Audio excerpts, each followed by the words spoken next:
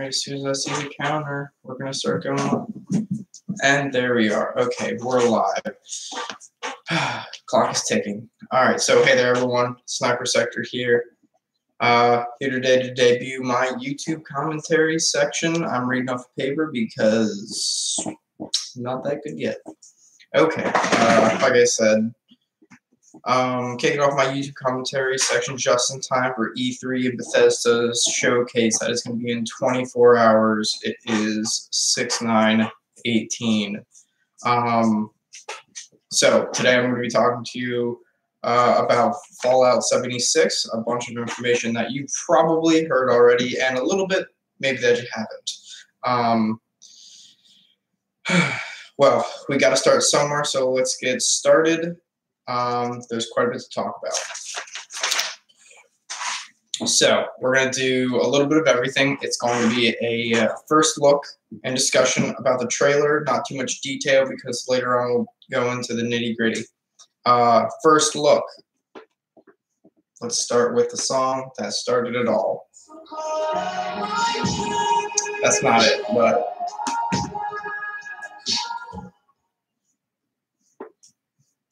all rights reserved, you know, all that stuff that has to do with, you know, terms.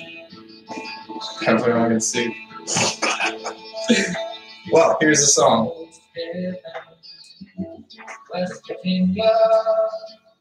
Blue Ridge Mountain, Shenandoah River. Life is old. Okay, that's enough. Because that's pretty much all that was in the trailer anyway. Okay, so as you know, and you've probably done some research, that was John Denver's Take Me Home Country Road. The biggest thing about that song is that it is going to tease the location of Fallout 76, that being West Virginia. Place we've never seen or heard of before yet in the, you know, in the Commonwealth, in the Capital Wasteland, everything like that.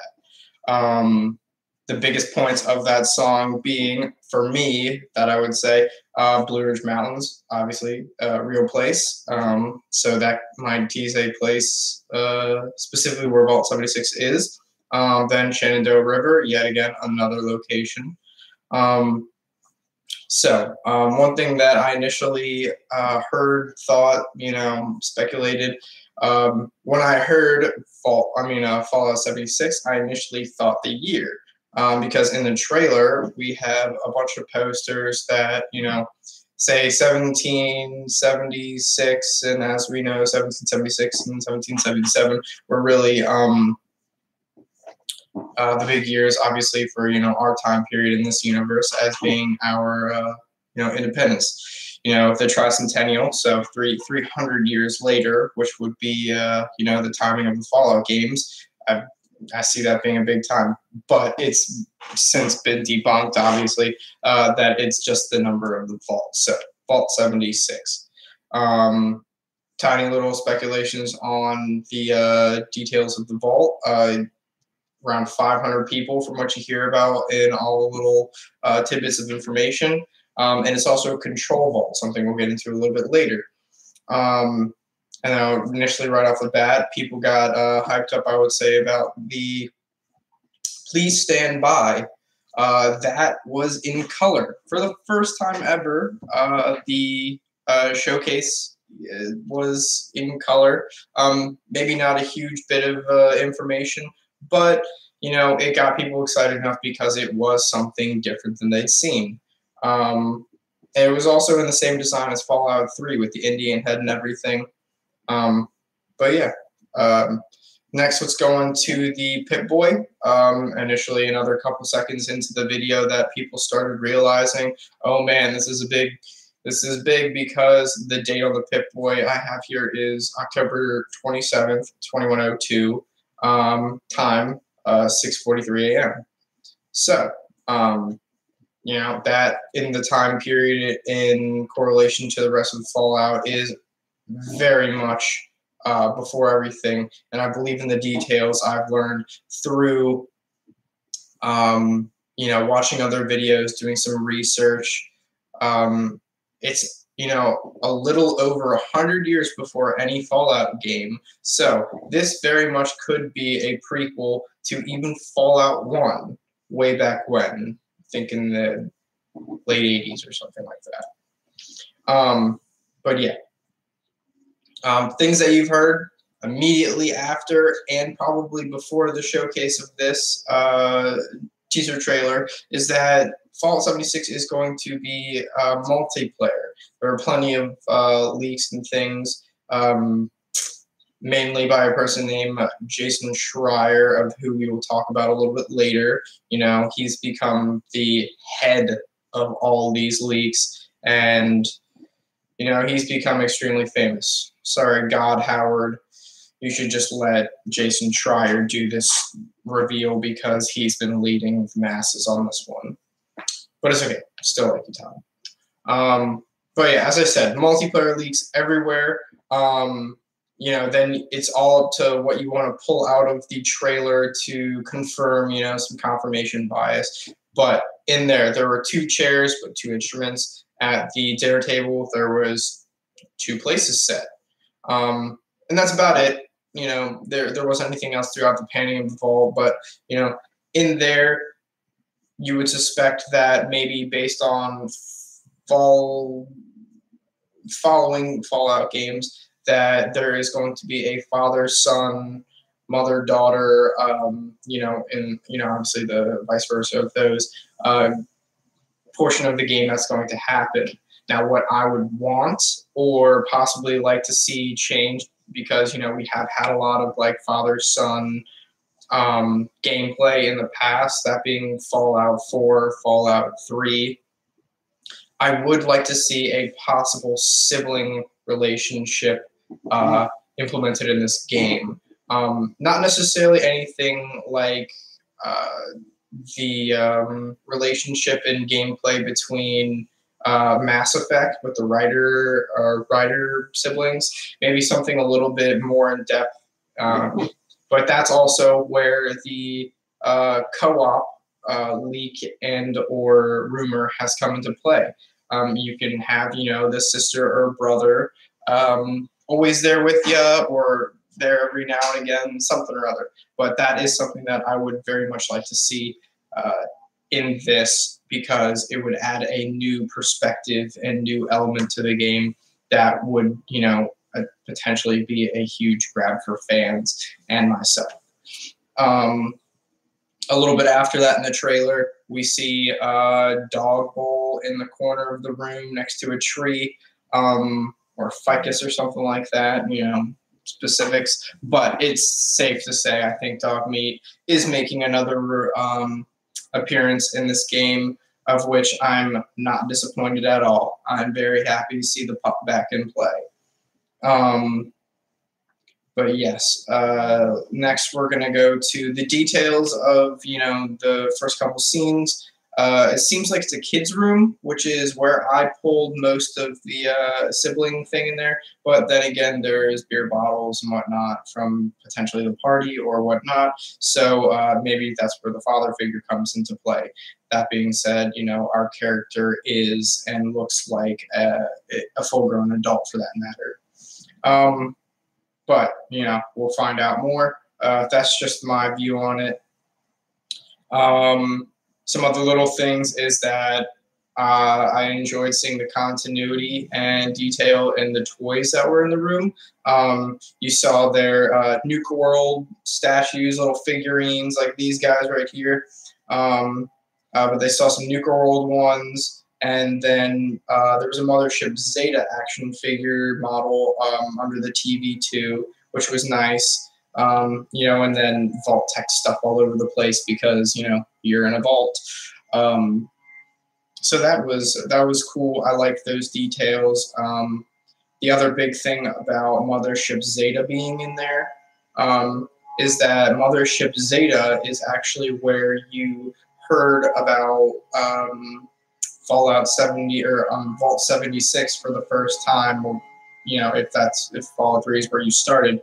One of the holotape recordings was geared towards one of the inspectors or foreman or something or other that was overseeing the construction of Vault 76. I believe in the Citadel, you also are able to read a holotape that, once again, briefly mentions the Shelter 76. So that there, it's a legit thing. It's in the lore. Maybe just some more digging, and you can really get hard details on it. But yeah, so another little tiny tidbit that I'm sure this has been fact checked and everything, but I thought that the little toilet award on the bureau in the room, I thought that might have been linked as a little teaser or tie back to the Trash Busters award from Fallout for underneath the Red Rocket station where you find me. But that was just, a little something, a real stretch, but I'm sure that has some some official tie back into the lore of Fallout. For the most part, everything in the room in the vault looks pretty much untouched. So it's there to speculate and everything, whether this vault has been opened yet or just recently opened or just very much taken care of. But that's where that's where the Reclamation Day, I would say, comes into play. That is where basically the time period for the Control Vault, being 20 odd years, automatically opens up, and it is your duty to go out into the surrounding area and reclaim it. Make it yours, because in all the trailers and everything it says, in Vault 76, our future begins. We must rebuild. That's just what the TV was saying and everything. And, Reclamation Day, something we can find out in the lore, it is that going back out into the, probably coined name Wasteland. Another thing that I hope we might see is the origin of the name Wasteland or something like that. Not that it's a crazy special word or anything like that, but it would be nice to see somebody starting off all the things that we end up seeing, 100, 200 years later in the Fallout universe. So there was the party in the vault, decorations everywhere, but nobody there but you. So potential, they threw a party because they knew the vault was going to open. Everyone went out into the wasteland, and, thus starts the game. One thing that might be different about this game is, just like Fallout 4, you started off in real time, and then, you jump forward 200 years because of the cryo freezing. This, maybe you start at Reclamation Day when you do your whole character build, and then after that you become the ancestor of the Vault Dweller from 76. And then once you go out into the wasteland, you're the great-great-grandson, great-great-granddaughter, and another, you start your own faction, something like that.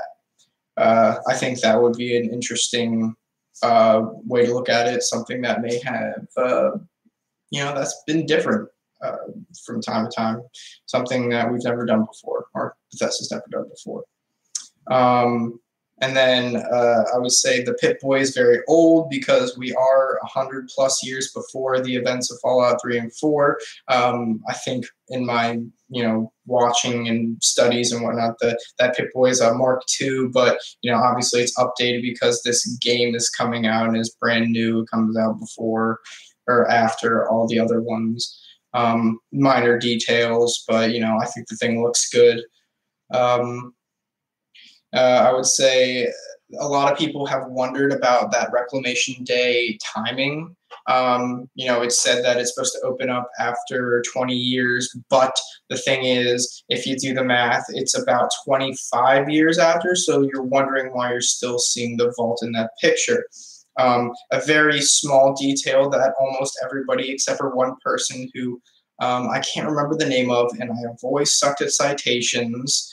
My report cards can attest to that, but I'll figure that out. Maybe I'll put that in the links and bios of all the people that have helped me get the information I have now. But it basically stated that out of all the things that we picked up, we missed on the Pip-Boy what the radiation levels were like for the Geiger counter.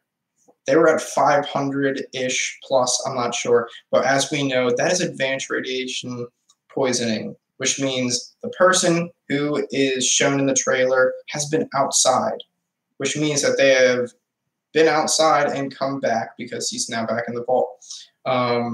So that could lead to some kind of, that will be the story arc or something like that, which could tie into how much of this has been leaked to be a very base building centered game. But again, we'll figure that out in 24 hours. But that's how things could start out. I would say that's not a very bad beginning to the game. I think people would be, interested with that. So let's jump over to Jason Schreier of Kotaku. I think I got that one right. But he is a very high-up editor, blacklisted for being such a hound when it comes to getting information and leaking of the most important things that comes to Bethesda and other games. Hats off to him because he is deadly accurate. He has successfully, what was it? I think it was Fallout 4. I think he successfully leaked and guessed or, researched the Fallout 4 being in Boston and the release date, so on and such. But this guy is famous for his accuracy and reliable leaks. So maybe we're going to see exactly what he's been saying, which might make some people happy, might piss off some people.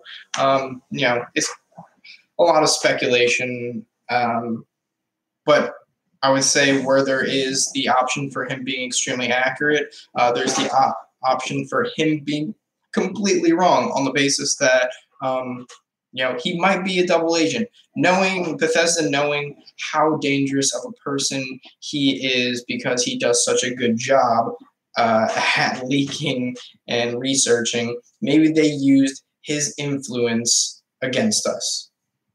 A lot of people have been mad at some of the leaks, mainly pertaining to the multiplayer, base building, co-op, those themed leaks. And also that being the Rust and DayZ style game, they have been relatively unhappy with those. So maybe he's a double agent leading us in the wrong direction so that when they announce the official Fallout 76 information, it is exactly what we wanted. The traditional style Fallout single-player RPG with implemented details that we've been complaining about for years that Fallout 4 apparently missed the mark on. I don't know. I loved Fallout 4 because it was a Fallout game. I mean, obviously it wasn't perfect, but I very much enjoyed it, just along with Fallout New Vegas and, before that, Fallout 3. So I'm not one of those fans that will complain. I am always just happy to be along. I mean, look at me. I got the jacket. I got this creepy thing over here. I got my little vault dudes in the back, which can't see too much, but still, that's me. I'm a big fan. I would say that that's a lot to go on. So let's, the next page. So we can jump into a little bit more details and whatnot. So I said earlier that Vault 76 was a control vault, just a very easy thing. It means that Vault-Tec wasn't performing any crazy experiments on its inhabitants. No Gary clones, ding, you should know where that comes from. No more human popsicles, you should know where that one comes from. It's a plain Jane vault. You go in, you serve your time, you survive, the vault opens up, you take back the wasteland. That's it. Now, I mean, that doesn't make for a very exciting story. So in light of most video games, movies, there's always that curveball. Maybe something goes wrong. That's all I can say. Then that's 76 was a building base, so looking like Rust and DayZ. I could get behind it based on some of the things that I did look on it, but if it is exactly like that, only with a Fallout skin, I would say I would be disappointed at Bethesda for taking the easy, lazy route. I think that a traditional Fallout game with aspects from the other games, not reverse, would be the best case scenario because, you know, people want Fallout. People don't want another game with Fallout's name slapped on it. So the next and biggest thing I would say for our discussion, which could take a good bit of time, I know we're already like running pretty long on this, but stick with me, please, guys. When you eventually get to watching this, I hope you like this. Vault location. This is a big one because we don't have anything. We have some stuff to work off of, but nothing of concrete evidence. But as we know, West Virginia, highly, a high chance probability of it being in West Virginia or on the border of West Virginia and Virginia, just based on the song. Everything else you can go by, I think, are all the little information you can hear about it in the games. They did say that is at a greater DC location, which gives it the option when you look at a map of, the East Coast and, the Capital Wasteland and so on and such. You have DC right in the center of everything, which was, Fallout 3. Then you go over a little bit and you're in like the northernmost part. I believe that's going to be Chantilly, Fairfax, all that of Virginia. Then you go over a little bit more and you're in West Virginia. And now we know throughout DLCs and things like that the map of the Fallout game can be quite expansive. You start out in DC and Maryland for Fallout 3, and then in DLC expansions like the Pit, you make it all the way up to Pennsylvania. So it wouldn't be a stretch to start out in West Virginia and make it all the way to DC, or any variation of the two, start out maybe in the border of DC and Virginia and make your way out to somewhere in West Virginia for some, expansive quest or something like that. Who knows? But I think it's very probable that we're going to be jumping between a couple states in this one because of the close proximity to all of the borders. So I think that would be really cool. So in West Virginia, we'll start off with what are the biggest landmarks? What are the biggest factors that are going to possibly influence where this vault's going to be? So in West Virginia, you have Shenandoah National Park. That one's huge. And another thing with West Virginia, it's not very much city-based as it is nature-based. So we could potentially see a lot of green, a lot of natural green. Everyone knows you can add green with mods. But there's a potential to see a lot of natural green. Also, it only being 25 years after the bombs dropped, the effects of the radiation might not have taken their toll yet. So we could see a lot of green. That being West Virginia is very, forest dense. But we'll continue. Shenandoah National Park, that's number one. The George Washington and Jefferson Forest National Park, that's two. I'm going to butcher this one because I really can't get it, but the Monongahela, tell me if I'm wrong, the Monongahela National Forest. And then another large one is the Sleepy Creek Wildlife Reserve. Those all in close proximity to the border of Virginia and West Virginia. So that is a huge thing. Plus the terrain of West Virginia is very much mountainy. Blue Ridge Mountains, said in the song, something like that. Then things, I'll get to this little tidbit later because that might be a big one, a very long stretch. But it could just be simple enough to explain exactly where it is. You know, Occam's razor, the simplest explanation is probably the right one. So we'll get to that in a second. Parts of Virginia that are the hugest landmarks. You have UVA, the University of Virginia, a huge historical university, and also one of our U.S. presidents, and I'm going to get this wrong, I'm sorry, Jefferson, yeah. Jefferson had a huge influence there when he started. Then we had JMU, the sister school, only an hour away, something or other. But those are two huge universities. Something we are not, something we are very used to seeing in Fallout, and that being MIT or the CIT in Fallout 4, and then in Fallout 3, you have, I believe, George Washington, George Mason University being, unofficially named there, but I believe they're there. So you have the two huge universities, which would be awesome to see because they do have extreme historical value, and back then they ran parallel with our universe and the Fallout universe. The next huge one that I think would be extremely foolish for them not to add in there, that's going to be Luray Caverns. Luray Caverns adds such a huge lore. It's something we hadn't seen before. The extent of caves that we had in Fallout 3 and almost, I believe, none in Fallout 4, it was like little lamplight in a Deathclaw cave. But Luray Caverns would be extensive and would also add a brand new wildlife and creature to the game, of which I will touch on soon.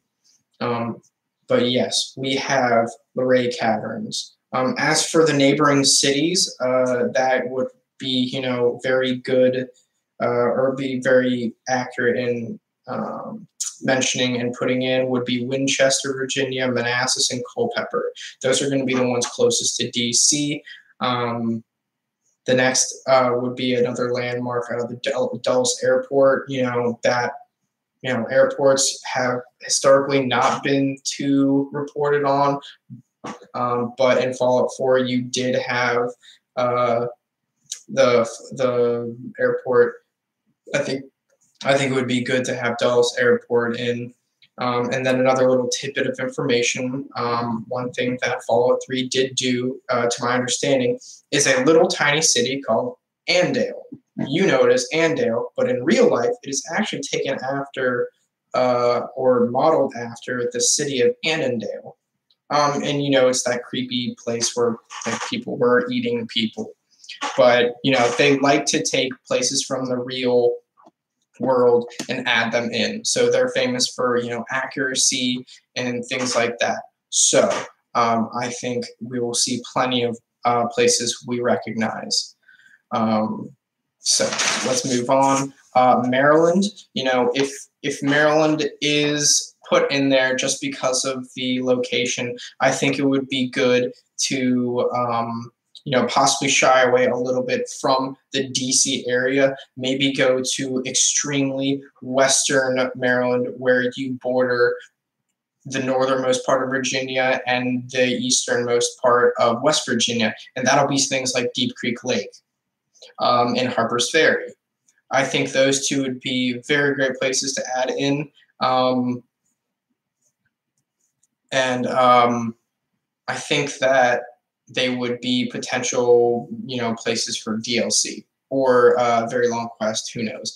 But there's always that potential in there, and those are great locations of which I've been to.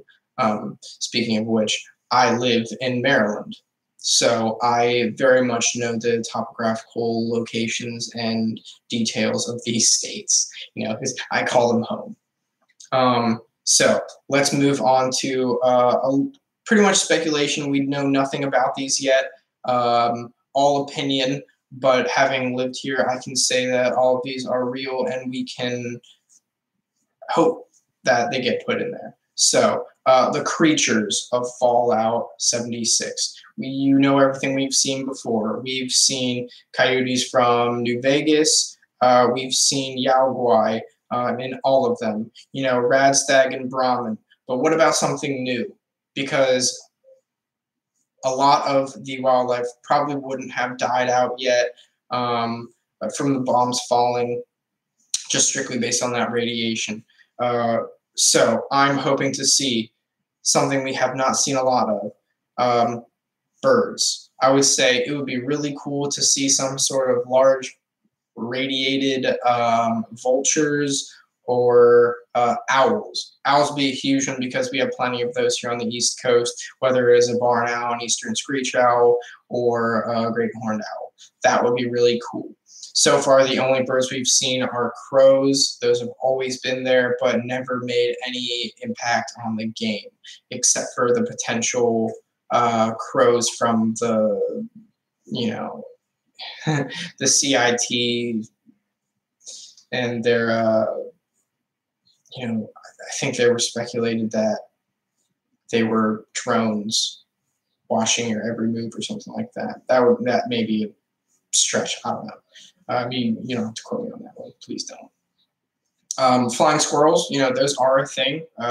You know, wherever, but you know, you can find them. It'd be really cool to have a flying squirrel, whether it be irradiated and predatory or just around in the environment. The next would be the eastern cougar bobcat. That would be very cool. To add another big game predator other than the Yao Guai, I think that would be very much a good addition, considering they are native here, and you know every now and again you will see them once you get out to the rural areas of West Virginia. Next, the coyote and fox. Man, those run rampant. Honestly, those things are all over the place. So I think that would be a good, you know, mammal to go ahead and put in there. Another one that we don't see much of or at all, we see a little bit of it, are going to be our reptiles. Things that are native to the Maryland, West Virginia, West Coast area. That's going to be a timber rattlesnake and a copperhead. Those are going to be the two that make the biggest difference. You know, you could always have a garter snake or a black snake or a rat snake, whatever. But those two would make the biggest impact visually, and you know, it would give you a lot more to work off of because of their venomous nature. So I think that'd be really cool. Another animal that is never mentioned in real life is a kind of an anomaly. It's a cool animal. The possum, you know, it's the only marsupial in Northern America. So that would be cool to have that in there. Maybe instead of mole rats, we have those possums. And I think we're very much going to see plenty of radstags, plenty of Brahmin, because you know deer are a nuisance here on the East Coast. But I think we should see plenty of other livestock, maybe never seen before, because of the location of West Virginia and its, you know, ruralness and nature. So maybe we'll see horses, goats, pigs, and pigs being the next one, wild boar. Wild boar would definitely be the surviving creature in the event of like a nuclear apocalypse, such as, you know, Fallout 4 and Fallout 3 and just the Fallout universe in general. So I would say wild boar would be a next big one. You know, very strong, bullheaded, and they procreate like crazy. And then, you know, very slim chance, but maybe a beaver or an otter. Those two would be awesome. I think that those would be very much a great addition. Hello to whoever just tuned in. Thank you very much. Share with your friends. I'm very happy to see somebody there. But yeah, let's jump on to the next thing. We are running very long, but this is all, you know, my opinion. There's also some information that is going to be checked out from other YouTubers and information sources. It's going to be the factions, something that we've never seen before because of the time period that this game is taking place. It's going to be before everything has been able to take foothold in this universe. So, immediately raiders can be a possibility, because as soon as you're let out and people realize it is a free-for-all, no holds barred, like, there's going to be raider factions tuning in to this opportunity. So that's going to be, I would say, guaranteed. Raiders are going to be there. Possibly, I'm not sure if this is going to be a thing, but it would be very cool to play the part of a raider. Everyone sees the raiders as the bad guy in the other games, but you never know where they came from, because they could just be the people that they take to the seriousness of the situation. They're just trying to survive. So maybe you would be a raider just coming out of the vault. You don't end up being a protagonist. You might be an antagonist. Everyone has speculated on whether ghouls are going to be a part of this game or not, because it's only 25 years after the bombs dropped. I think that there's always going to be extreme scenarios, and that ghouls will be there, or you will soon see the creation of ghouls. You'll see your best friend, or you will see a friend of yours or fellow vault dwellers become ghoulified, which would be a very good addition to a storyline. Hell, even maybe you will see yourself become a ghoul, and then we'll jump to the very end 200 years later, and you're still there as a ghoul telling people about your, explorations throughout the Fallout universe. I don't believe the Brotherhood of Steel is going to be making an appearance. I'm not quite sure if that is correct in the lore. I know there's a lot of ifs, ands, or buts about the Enclave. There's lots of people who've done digging and research and all that stuff. So you can take everything like a margarita with a grain of salt, or a lot of grains of salt. But yeah, just know that this is not at all, completely 100% accurate. It's very much an opinion. One of the big things that I got, I believe my source on this one was Mr. Matty Plays, and then his source was Vault of Daedalus. I'm going to butcher that one. But basically they go on into finding out that the Enclave was split apart for a very short time after the bombs dropped, or just before the bombs dropped, because of conflicts in their head of, everything. I don't know. I'm not sure exactly what I'm trying to get at, but they go to a place called Greenbrier. It's a hidden underground safe house resort thing somewhere in West Virginia. And basically one of the big guys, goes and starts something up there. So we could potentially see the Enclave, or the beginning of an Enclave, in this story in West Virginia. One thing I'm not going to touch on too much now that we're done with factions for the most part, is the claim that there will be no mods. I'll leave anything mod related to MXR, a guy who does fantastic entertainment in a job at everything mod related to Fallout. He's great. MXR, check him out, because he's great.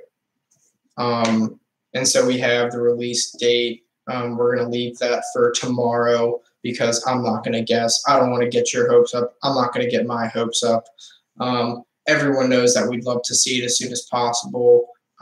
So you got 24 hours to wait.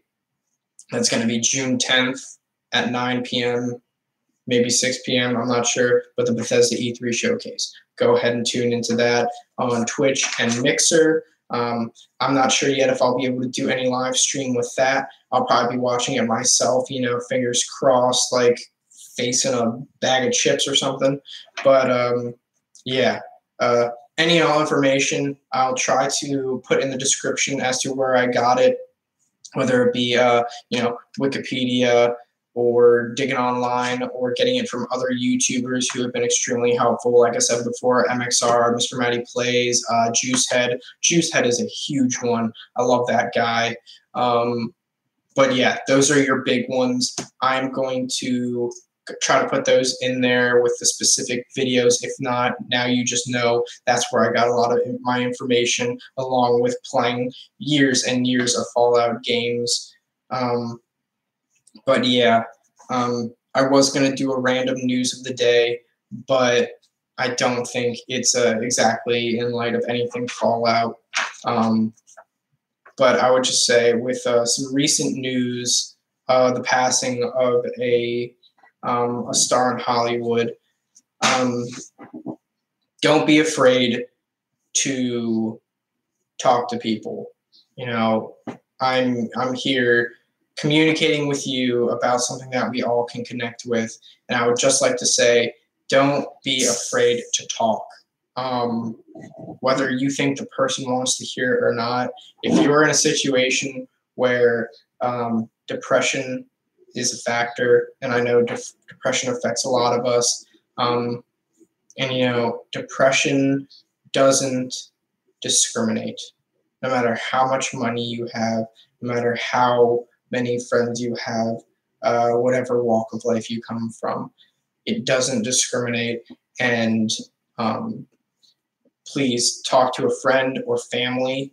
I know everyone says call the hotline, but in their time of need, I don't know of anybody who's ever called that and it's significantly helped. Not to say that it wouldn't, but on a serious note, don't be embarrassed. Do not, don't feel ashamed.